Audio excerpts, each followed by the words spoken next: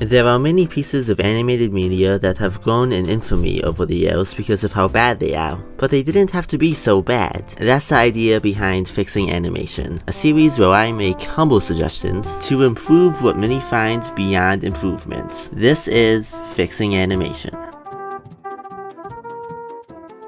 There was once a time when Marvel was filing for bankruptcy and wasn't the billion-dollar beast it is now, which is crazy to imagine. Today, Marvel is a household brand. Almost everyone knows about Marvel, even non-comic readers like myself. And in 2019, Marvel released the movie Avengers Endgame, which became the second highest grossing film of movie history. But before all this, before Guardians of the Galaxy, Captain America Civil War, Avengers, before the MCU, Marvel had a different shared universe, Marvel Animation. If you have an idea that you genuinely think is good, don't let some idiot talk you out of it. That doesn't mean that every wild notion you come up with is going to be genius, but if there is something that you feel is good, something you want to do, something that means something to you, try to do it. The creator of Marvel, Stan Lee. When I was a kid, I always found him to be a huge inspiration. Did you know people laughed at him when he told people he made comic books and people thought Spider-Man was a stupid idea that would never become successful? People laughed at him for comic books that would then lead to what has become one of the biggest film franchises of all time. I mean, just look at the amount of money Avengers Endgame made in the box office. If only Marvel Animation was as successful as the MCU has been, at least before Phase 4. But to understand why Marvel Animation is in the place it is now, we first gotta go back to the rise of Marvel Animation. Electrically transistored superhero and The Marvel Superheroes debuted in December 1966. It was Marvel's first animated show, but to call it animated might be a bit of a stretch. It was more of a series of motion comics, like you'd see on YouTube, but televised. Similarly, the next one to follow, the 1967 Spider-Man series, had more animation, but it looked pretty cheap, and reused a lot of animation each episode, even on some frames just tracing comic panels. Marvel's adventures with cartoons didn't set off with a great start, even if they did bless us with some legendary memes. How dare you point at me? You were pointing first. Rude to point. But let's fast forward to the 1990s, where we find two of Marvel's biggest successes in the medium.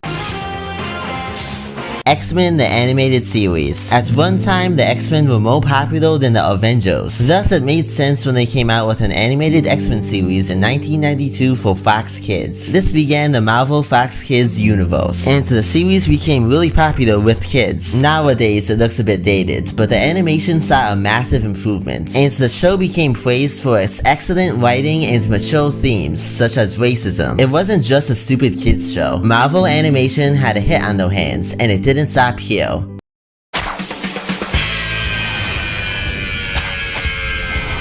Spider-Man the Animated Series. In 1994, Marvel came out with an Iron Man series on Fox Kids that had very dated animation. It wasn't as big of a success, but it had its fans. No, but what was a big success, which came out in the same year, was Spider-Man the Animated Series. It created a whole generation of Spider-Man fans and sold a ton of toys, while not sacrificing quality for product placement. It was actually really good. The creatives of it thought how to have fully developed characters and big story arcs, despite executive pushback by people who thought kids had too low of an attention span for multi-episode stories. The series had a lot of thought put into it, and what do you know, high quality shows often equal invested fanbases and success. That doesn't mean every popular show is a good show, or every show that never took off is bad, but you know what I mean. And you know, a lot of people believe the reason why Spider-Man usually didn't punch people and most episodes showed characters using laser guns instead of real ones was because of extreme TV censorship, but that isn't actually fully true. The people behind the show actually received the same amount of censorship and executive notes as most of the other shows at the time. They just chose to pick their battles and to save those things like showing a real gun so that there was much more weight to it when it is shown, like the episode about teenage violence and the gravity of it. The series runs on for 5 seasons. But then, what was next for Marvel Animation? In December 1996, Marvel officially filed for bankruptcy. This resulted in 2 of the strangest Marvel shows to have ever been made.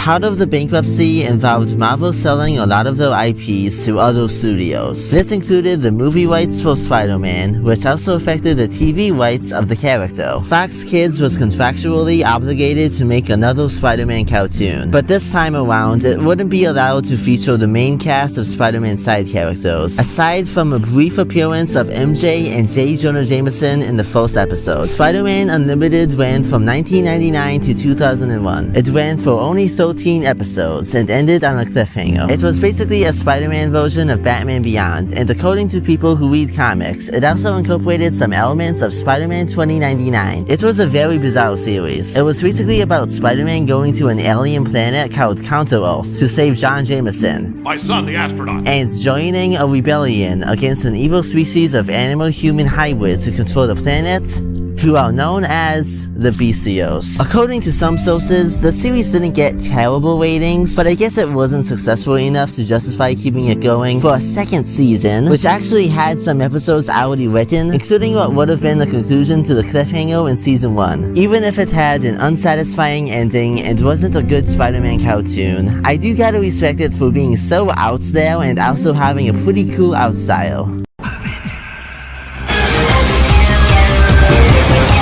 This series looks like crap. This series looks worse than crap. This series is an insult to crap. The show has the complete opposite problem to modern Marvel shows, where instead of not having enough shading, United They Stand had too much shading. Unsurprisingly, it only lasted for one season. This show was the final series to be released as part of the Marvel X-Men universe, and it was not well received. Because of licensing issues, and presumably everything going on with Marvel Entertainment at the time, the series had a very limited selection of characters it could use, especially for an Avengers cartoon. They weren't allowed to have Iron Man, Captain America, also be main characters in the series, despite appearing in the theme song. It's weird, the show couldn't use Iron Man as a main character, but it has Ultron as a villain. At least Iron Man got some cameo spotlight. Ant-Man is the leader of this team of Avengers, and the team consists of Scarlet Witch, Wasp, Wonder Man, Vision, Tigra, Falcon, and Hawkeye, who sounds like Wolverine in this series for some reason. What a strange team lineup. The show takes place in a high-tech future and is basically about the next generation of Avengers going up against villains such as King and Wanda's evil son. I watched a bit of it, and the show had pretty bad writing. It feels like a show for a dumb audience, only made to sell toys, which I imagine it didn't sell much of. I'll give it this though, it had some pretty unintentionally funny moments, but I wouldn't call that a compliment. And the show gets pretty boring. The show had terrible visuals, but the worst crime it committed was having the title of an episode be an egg pun. That's unforgivable.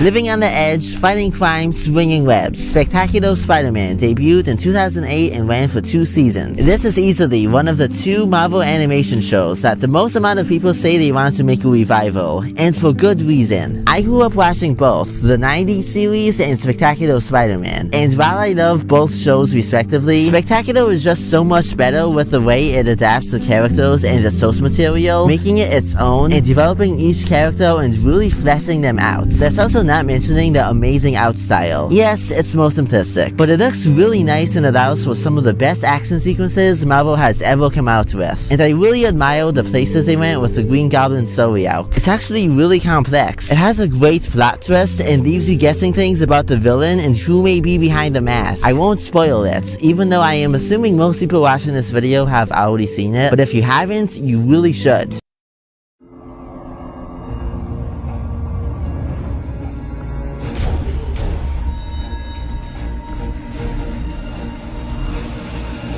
And then we have the other Marvel cartoon people are always asking to get a revival, Avengers Earth's Mightiest Heroes, which debuted in 2010 and unfortunately also lasted for only 2 seasons. This Avengers show had the Avengers in it. All of the heroes you'd expect to be in an Avengers series are here. This series had an episode with everyone fighting Galactus, and it was basically an animated version of Infinity War. My favorite thing this series did was the Skrulls invasion story arc in season 2. I love how when Nick Fury tells Tony Stark about these evil shape-shifting aliens invading the planet, Tony immediately tells the other members of the Avengers about it instead of keeping it a secret and breaks up half the team, and that's how Nick Fury knows he's the real Tony Stark and not one of the shapeshifters. Because that's exactly something Tony Stark would do. This show gets these characters. And later in the season, when the aliens fully initiate their invasion of the planet, what a decision it was to have one of these aliens disguise himself as Captain America and get on TV telling America that the aliens are here to help. It would be one thing to have the Stroll pretend to be Iron Man or some other Avenger, but it's way more powerful to have a fake Captain America telling everyone not to resist these aliens, who really plan on enslaving humanity, and telling every American family and household that they are the good guys and should be trusted. Meanwhile, throughout the season, the real Captain America was being kept in a prison by the aliens, not breaking and not giving up, because humanity never surrenders. That's what makes us human. There's more to human beings than our bodies and minds.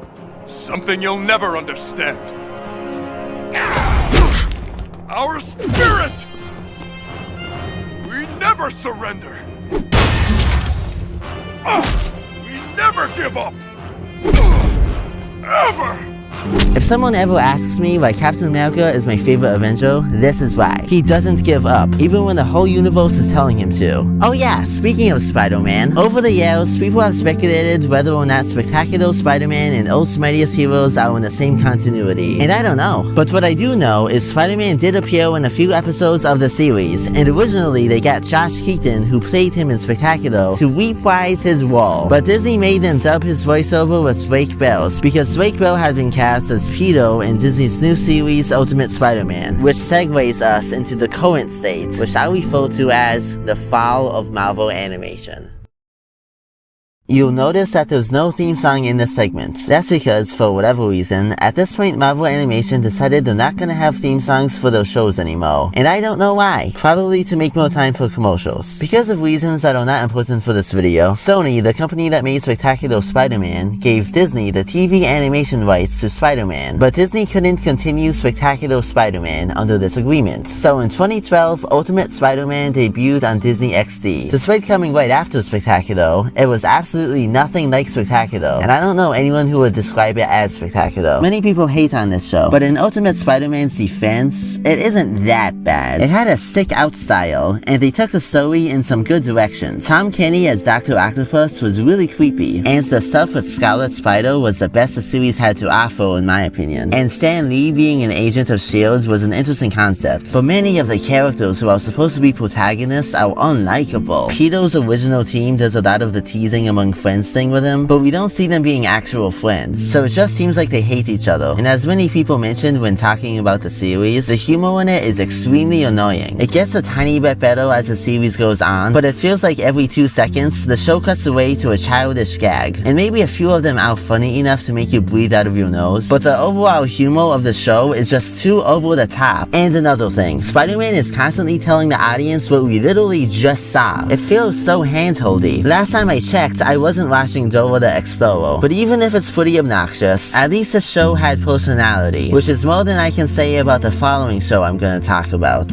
Looks like Earth's Mightiest Heroes was too good for Disney, because after that show was cancelled, a new one, Avengers Assemble, premiered on Disney XD in 2013. And you know all the complexity and good writing that Mightiest Heroes had? Yeah, this show has none of that. Not only that, but it has no soul or personality. It's just a wannabe MCU show, blatantly trying to capitalize off of the success of the MCU. This show featured Falcon as a new member of the Avengers, who looked way younger than his MCU counterpart and looked like the comic book version of the character. But sometime after Captain America Winter Soldier, they changed his character design to look more like the MCU version. I guess he just got a lot older in a short amount of time.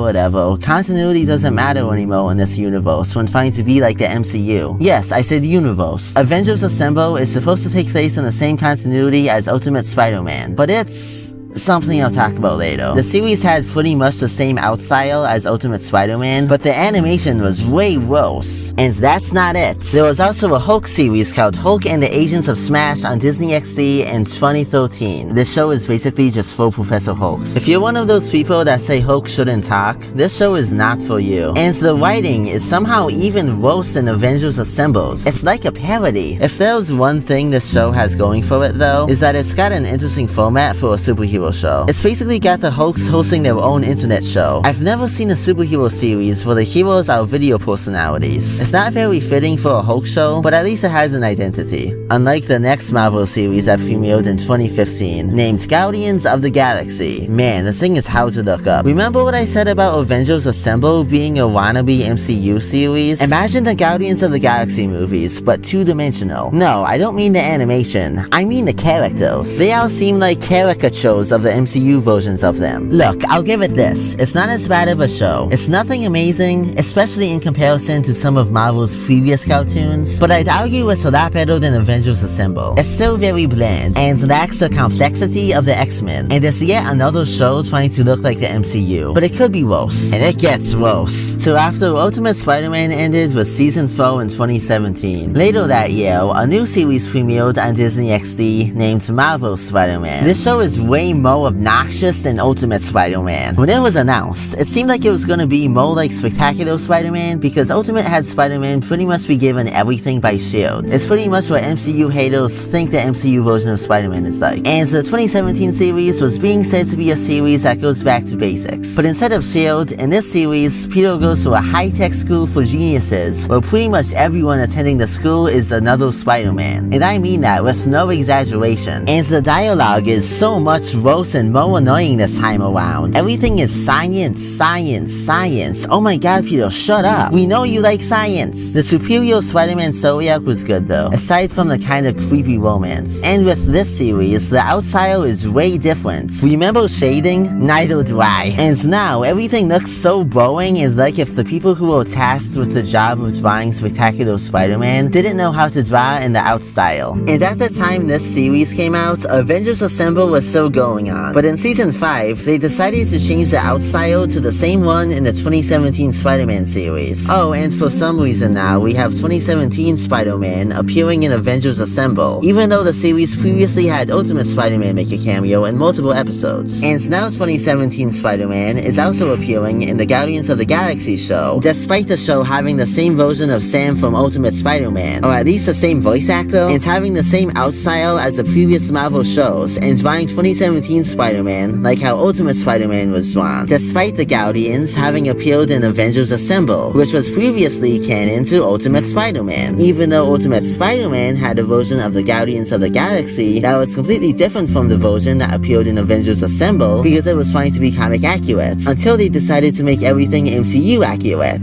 Man, for a shared universe, the continuity in this universe sucks. So, how would I fix Marvel animation? It seems like ever since the MCU became super successful, Marvel animation has been having a bit of an identity crisis. They want to make their own shared universe, but they also want to be the MCU. Marvel animation. Here's the best advice I could give to you. Stop trying to be the MCU. You're not the MCU. The MCU is successful because it did its own thing and didn't try to be like everything else, even if it meant sacrificing its own continuity. It's clear to me that whatever you had going on for a shared TV universe at Marvel Animation is not working out. You need to start over, but don't give up. Decide right now if you're going to focus on building a shared universe or not. Either do it carefully or don't do it. Do not half-ass it. You shouldn't half-ass anything. Enough of this ugly out style you had going on. Each series should have a good out style, and not every show has to have the same out style. Look at Earth's Mightiest Heroes and Spectacular Spider-Man. Those shows had complete opposite out styles, but both of them were praised for how they looked and are easily two of the most beloved Marvel cartoons. And while you're at it with quality control, have shading, and bring back actual theme songs. The best theme songs can make people excited to watch new episodes of your series. And you want people watching your shows, right? How else would you sell merchandise? And one more thing, respect your audience. People still watch the 90s X-Men series and Spider-Man series, because even if their animation